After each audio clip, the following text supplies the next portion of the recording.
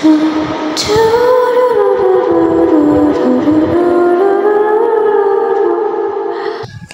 Viewers, কেমন আছো তোমরা সবাই? আশা করছি সবাই অনেক ভালো আছো। তো আমি আজকে বেশি কথা বলবো না, আর যেহেতু দিনের বেলা ভয়েস দিচ্ছি তো আশেপাশে পাখির কিচিমিচি প্লাস কিছু শব্দ আসতে পারে, তার জন্য আই এম সরি।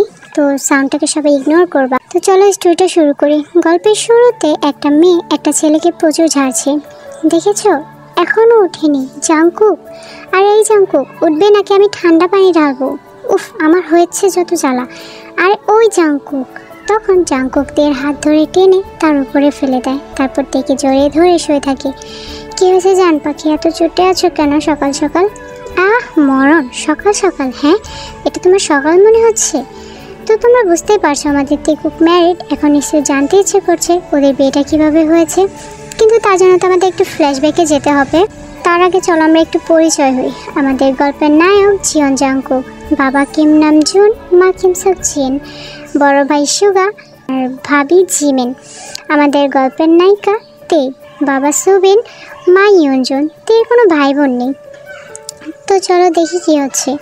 সকাল প্রায় 10টার কাছাকাছি। তে জাংকুককে কল করে যাচ্ছে তো করেই যাচ্ছে। জাংকুক ঘুম ঘুম চোখে ফোনটা রিসিভ করে। হ্যালো, কে বলছেন? তোমার জম, 20 মিনিট সময় দিচ্ছি। 20 মিনিটের মধ্যে কলেজে না আসলে তোমার একদিন কি আমার যে কদিন লাগে। জাংকুক একটু ভয় পায়।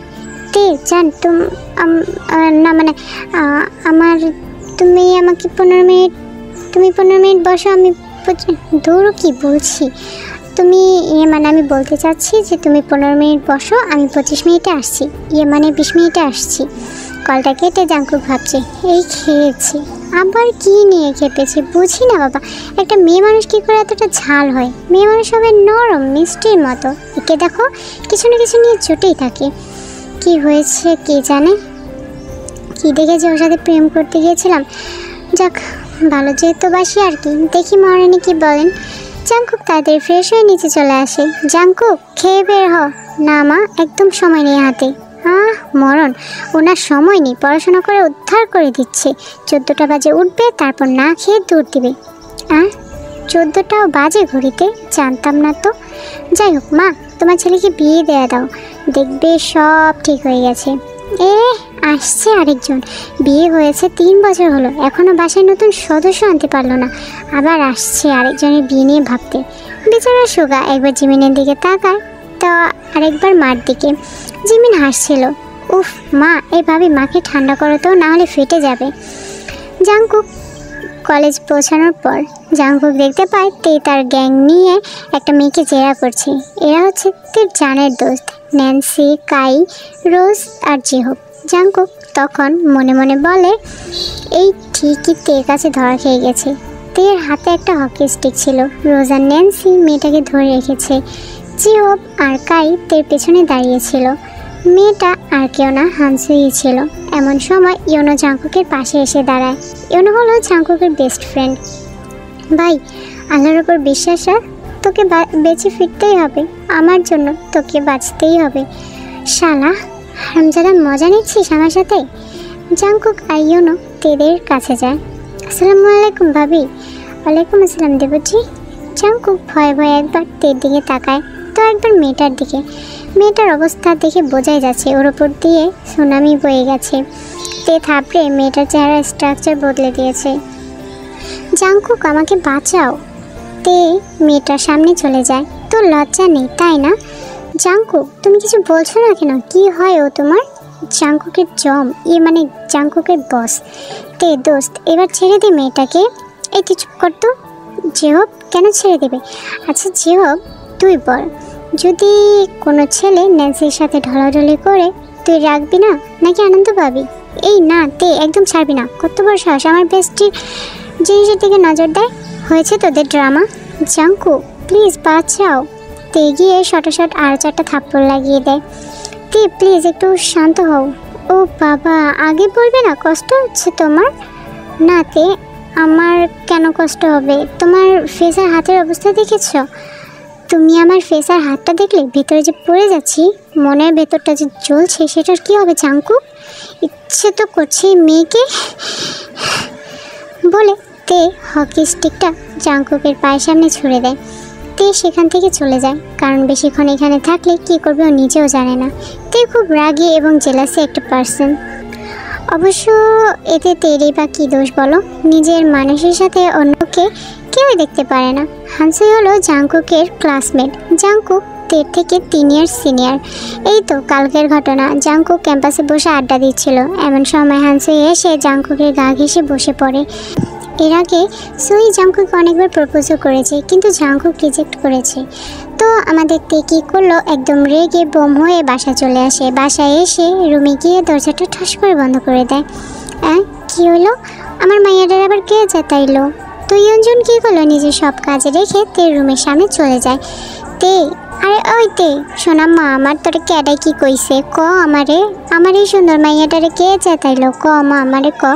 উফ আম্মু কি শুরু করেছো, এত কথা কেন বলো? আমার কিছু হয়নি, তুমি যাও, আমি ফ্রেশ হয়ে যাচ্ছি।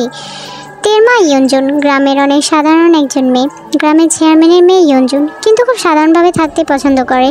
বিজনেসের কাজে গ্রামে যাওয়ার পর ইয়ঞ্জনকে দেখে তের বাবা সুবিন অনেক পছন্দ করেন, তাই বাসার সবার অনুমতি নিয়ে ইয়ঞ্জনকে বাড়ির বউ বানিয়ে নেন।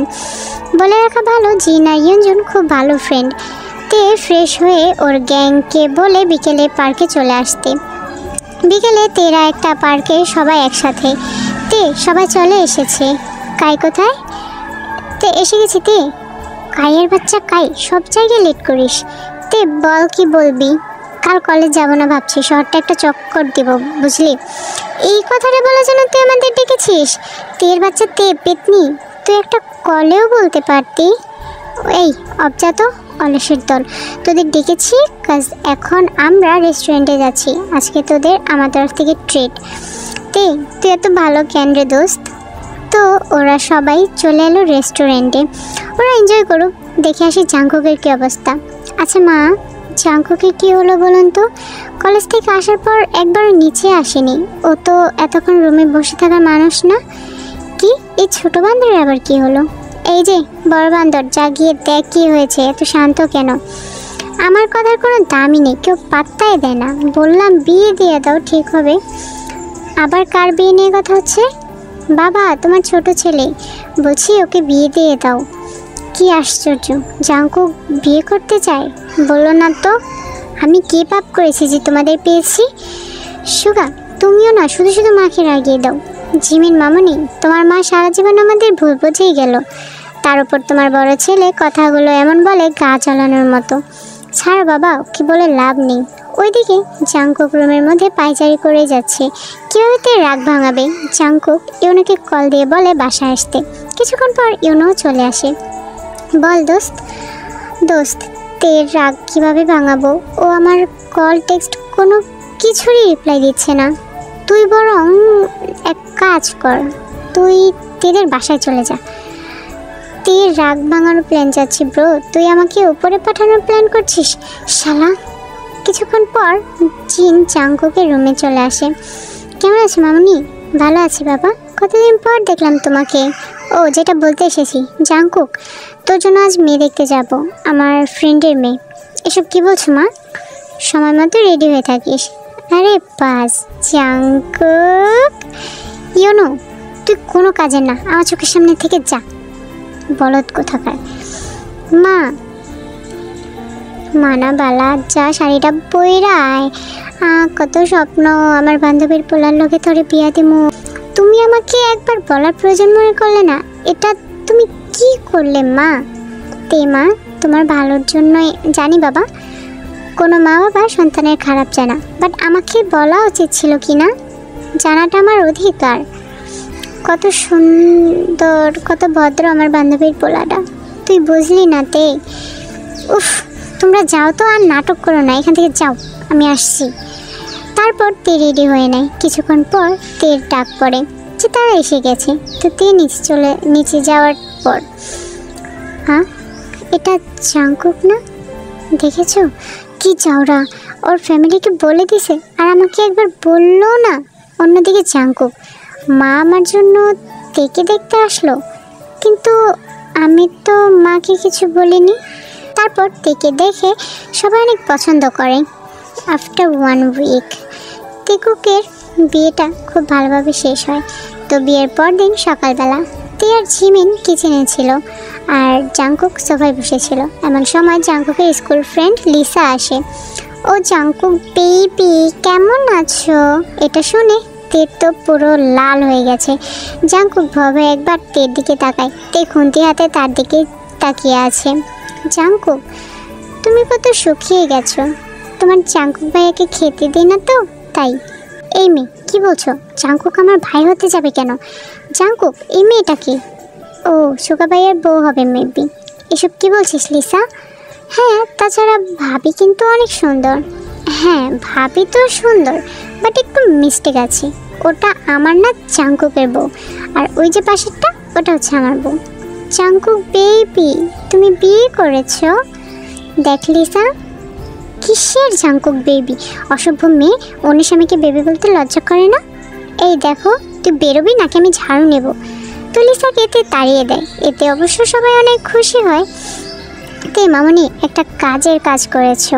তে একদম আমার মেয়ের মতো কাজ করেছিস। তে চোখ গরম করে জাংকুকের দিকে তাকায়। রুমে আসো। সবাই হাঁ করে তাকিয়ে আছে, কিন্তু এতে তের কিছু যায় আসে না। জাংকুক ভয়ে ভয়ে উপরে যায়, গিয়ে দেখে তে কান্না করছে। তা দেখে জাংকুক একটু অবাক হয়, কারণ এমন পরিস্থিতিতে তে কখনো কান্না করেনি। অলওয়েজ জাংকুককে পানিশড করেছে।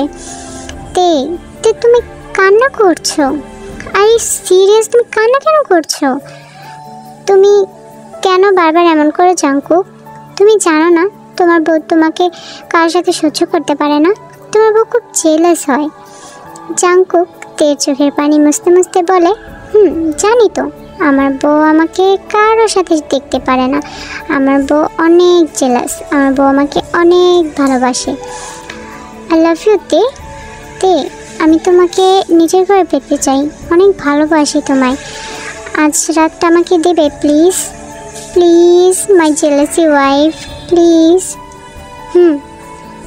বলে তে একটা মুচকি হাসি দিয়ে সেখান থেকে চলে যেতে নিলে